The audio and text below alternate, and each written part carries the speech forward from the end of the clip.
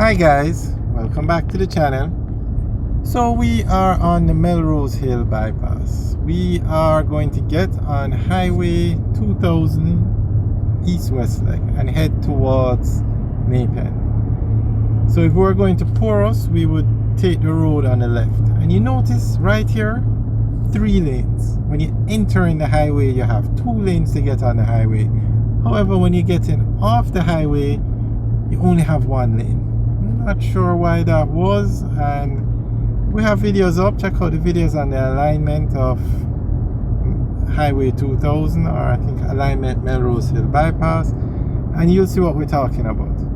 But right now we're getting on the highway and heading towards Maypen.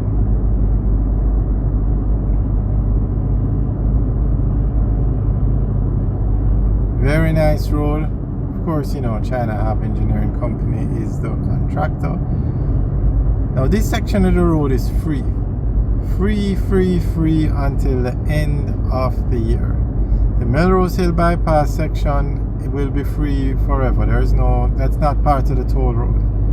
The 5 kilometers of the Melrose Hill bypass is free, but this section from Melrose Hill to Maypen is 23 kilometers, and this is the toll road, and you will have to pay toll starting January 2024. But for now it's free because NROC and Trans Jamaica haven't worked out their issues, so they're not able to even tell us what the toll rate is yet. However, that's fine.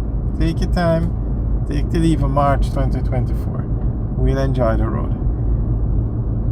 And surprisingly, you'll be surprised and see how much traffic is at the toll plazas, because people are getting on this highway because it's free and using it, and they're just staying on the highway and heading into Kingston rather than exiting. So it might actually work out.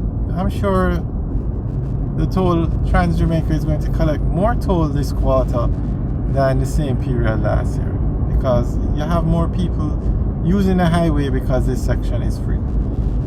But it's a very nice road. Job well done, I must say. I'm very impressed. Guys, what do you think? Leave your comments in the section below.